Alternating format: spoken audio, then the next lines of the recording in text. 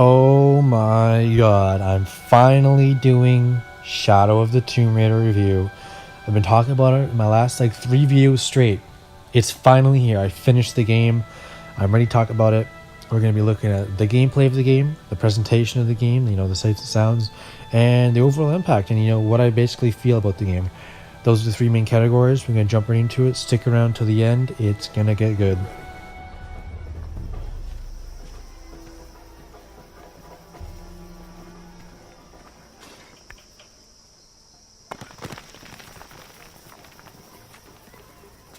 So, straight up, I was super hyped going into Shadow of Tomb Raider because I played the reboot Tomb Raider in 2013, loved it to death, played Rise of Tomb Raider. I really liked it. Definitely, I didn't like it as much as the first. So I was like, you know what? Coming on this one. Really love Tomb Raider series, so let's see what it's like. And as you can see, the gameplay in the back is myself playing through Shadow of Tomb Raider. I think I spent about 15 hours playing this game all the way through and whatnot. And I went up with the intro to this game because honestly, it was really freaking good. You start out in this Mexican city and it's really rich with culture. Like it doesn't, lean off into a more Western kind of modern feel. It's really rich in the culture in the first like half an hour to an hour of the game. Really nice. And I was surprised to see the amount of well done voice acting in the game because thinking about Tomb Raider, I mostly think about raiding the tombs and adventure and the gameplay and aspects of it. And the voice acting is incredible in this game, just from one of the first cutscenes in the game. We'll figure it out, okay? I promise. No! We have to get to the hidden city before Trinity. We have to find the silver box. Okay, but first, we're gonna help these people get to safety, and then we'll go after the box. No one is safe! Not if he gets the box first! I have to go! I'm the only one! You're the only one that can what? You don't know that you caused all this, Lara! Not everything is about you! These people need us here. We can do good now! Besides, what do we gotta go on? A riddle? We're gonna need more than pink fish and silver crowns to get to the hidden city. And I know this is kind of for presentation, but Laura's voice sounds a little bit different in this one.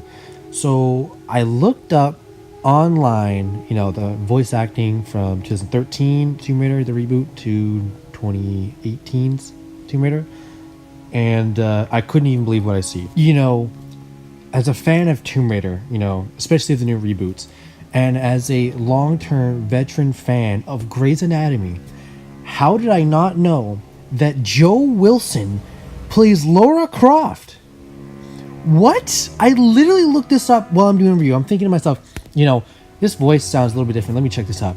And I find out it's Joe Wilson from Grey's Anatomy. My mind is blown right now. My world has been turned upside down. I will never see Joe Wilson as the same person again. Moving on, though, we end up, after the intro, we end up actually staying on an island for the main whole course setting of the game, pretty much. And this island, from the very beginning, I guess it sort of is generic, but it really had the feeling of, what's the island called? It was in King Kong. So we arrive at this place. S.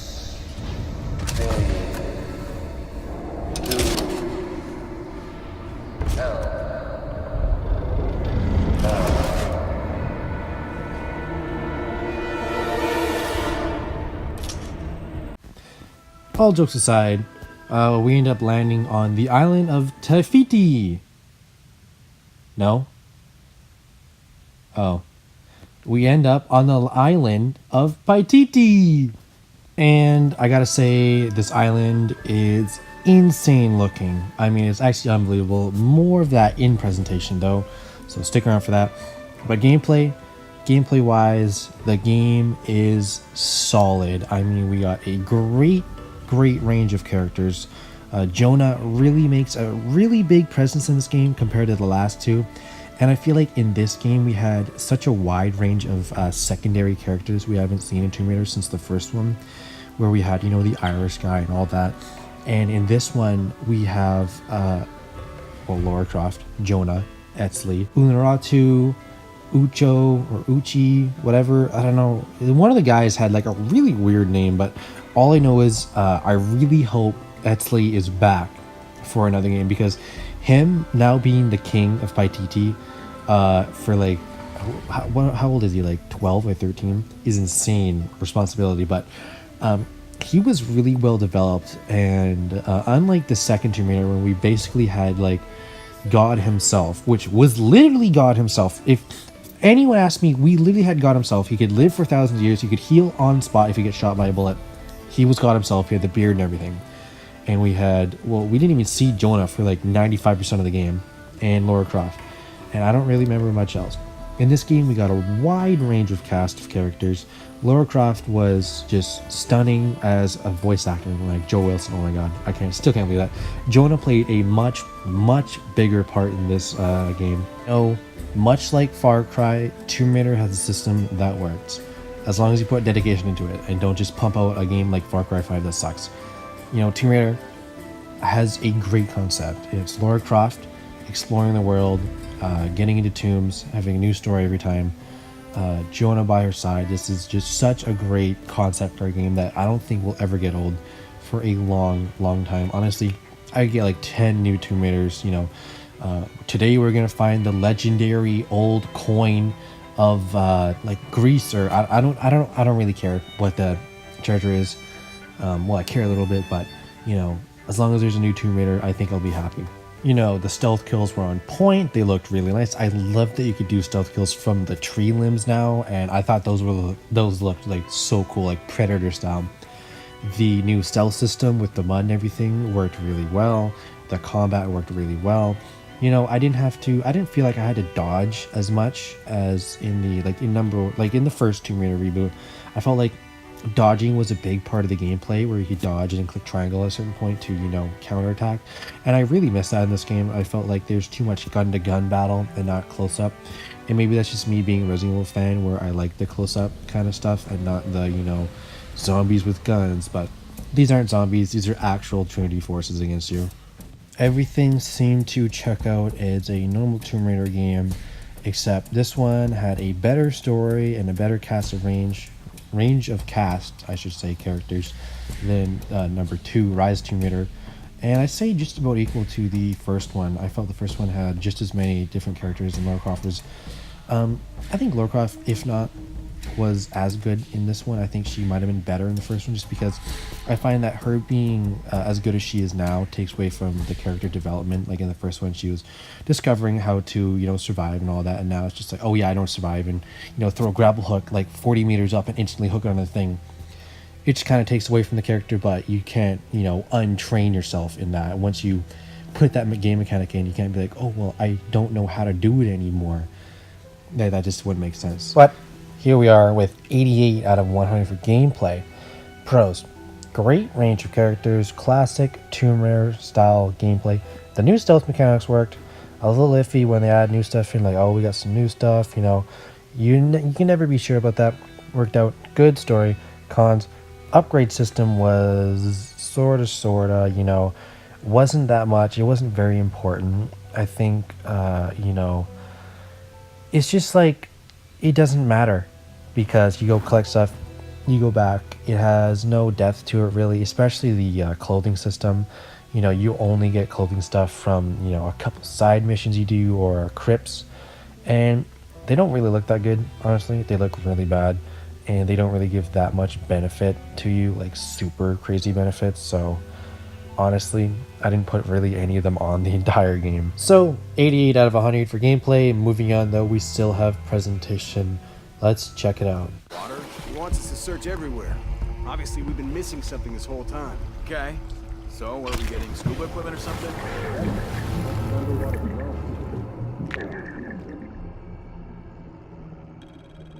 Now to the sights and sounds and the feel of the game.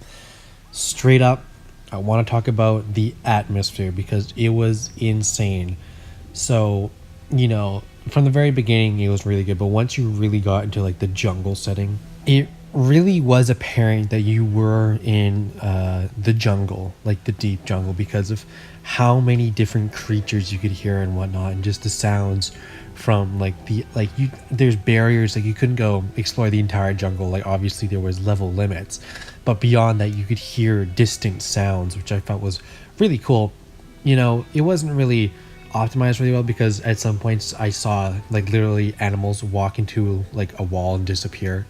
Like I don't know what that was, but as far as looks go, graphically it looks really good and clean. They had some really good color ranges. I did notice though at some moments in the game, like in certain caves, which makes sense, it was extremely dark, like to the point where I could not see anything in front of me. Another thing I noticed that is kind of lazy in the cutscenes is when someone hands another person something, like it's like Laura says, "Hey Jonah, can you hand me that stick?" or I don't know, whatever. When he goes to hand it to her, he hands it to her and she gets it, but you don't visually see them passing it across. It's always blocked by something. So they just didn't add the actual scene of them handing something over. I noticed that a lot, especially with the box and everything and the knife. It happens like a lot. As far as soundtracks go, it was pretty well done. I mean, like whenever you face a jaguar, like even if you don't know the jaguars coming at you, you'll know by the soundtrack. And the main theme, which I would argue that this reboot of Tomb Raider has one of the most distinct main themes in all of the gaming industry. Like once you hear it, that's like Tomb Raider. And I'll play a little clip of it for you here because honestly, this is a great main theme.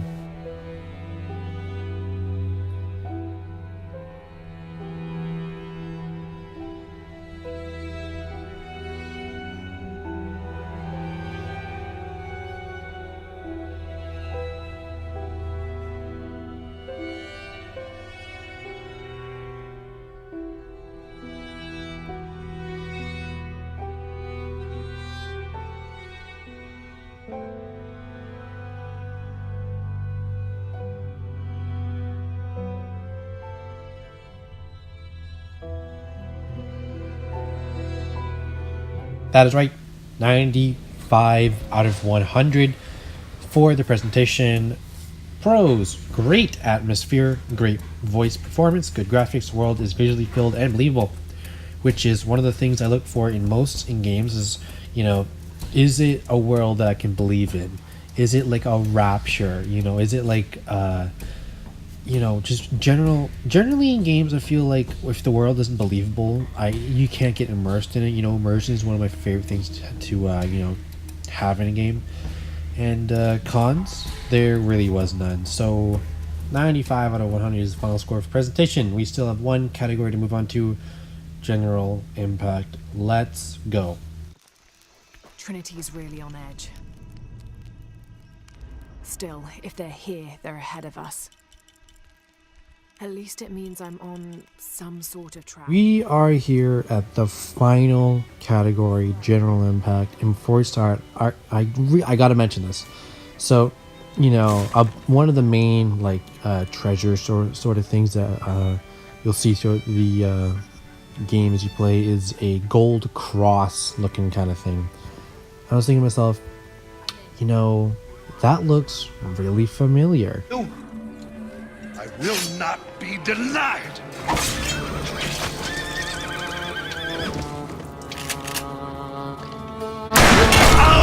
For those of you who don't know, that is from the classic GameCube game Gun. Really underrated, but keeping on with the Tomb Raider general impact, it is very good general impact, because I came in hoping it wasn't going to be like the second, more like the first. And, it wasn't really like the first, and it wasn't like the second. I think, it has the same sort of style to it, but definitely it's its own game. The same way Far Cry 5 pretty much is a copy and paste from 4. It is its own game, even if it's a crappy one. It is its own game. Tomb Raider, Shadow of the Tomb Raider was really good general impact, except I have one thing that I don't like, and I feel like they shot themselves in the foot when they wrote this in the campaign and story. The two main guys, the villains, spoiler alert by the way, they die. Dominguez dies in the end. He's the main guy that you kill in the end. And the other main guy, Rourke, also died in the dumbest way possible. Like, he was just in the tank and they killed him.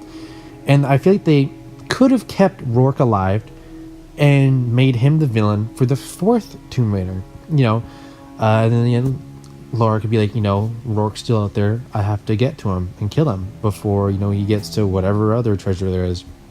And I feel like killing off both your main villains in the same area of the game just completely is like you just shot yourself in the foot, because what are you going to do for the next game? You have to create some other dude that you've been building up for 3 games. I mean, it wasn't a very smart decision by them, but that's their choice. That's the only nitpick thing I have for General Impact. I really like this game. It had really good length to it. Some people say that the campaign was too short. I agree the campaign was short if you only play campaign. Like, if you skip over every single optional thing, then it would be like a pretty short, like 6-hour game, I think. But they have really in-depth side missions that have literally cutscenes of their own that should have been added in the game. Like when Etzli becomes king, you have to retrieve the champion's bow so you can, truly become king. There's a whole cutscene of him becoming king. And I don't know if that cutscene doesn't happen if you don't get the champion's bow. All I know is I got the bow from the side mission, came back, thought I was going to receive the bow. I thought they'd be like, you can have it as a reward. No, they gave it to him anyways. And then the cutscene happened, which I thought was pretty cool. But overall, leaving the game now, I'm pretty happy with playing it. I really enjoyed it a lot more than the second. In the end, I don't think I enjoyed it as much as the first. I think the first is really hard to touch for me personally, because there's just something about the first. It was really iconic to myself, I guess, as it just rebooted Tomb Raider. And I feel like it's going to be hard to capture Laura becoming Lara Croft again. We'll see what they have in the future. I'm super excited to see what they got in the future, but yeah.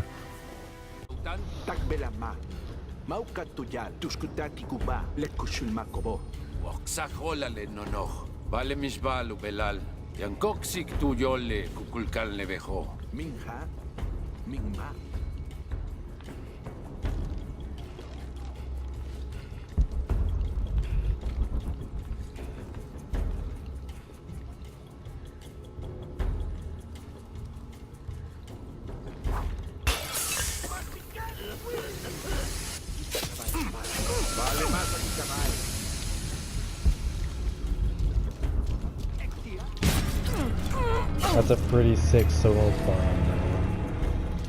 Coming in at a spicy 90 out of 100, we got pros. It was better than the last one.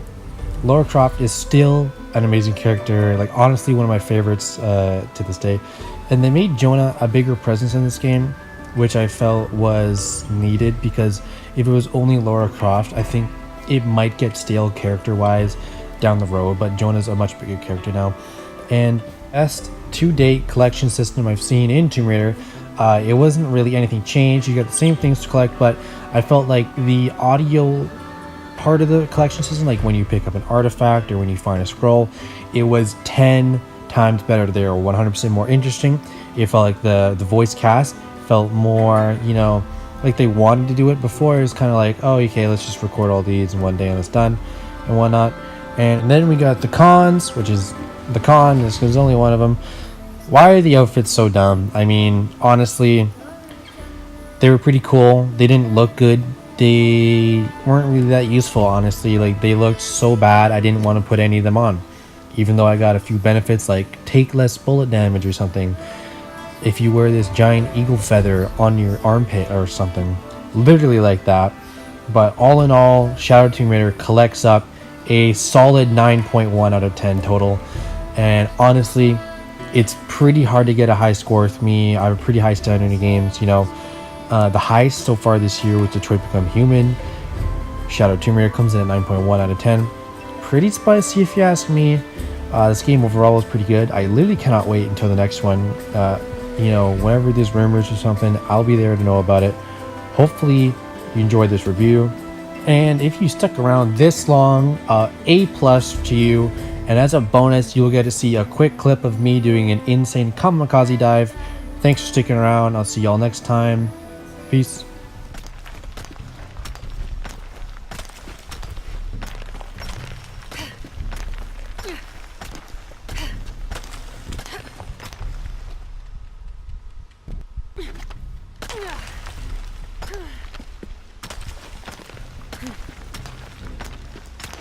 Ugh. Wish I could do this out.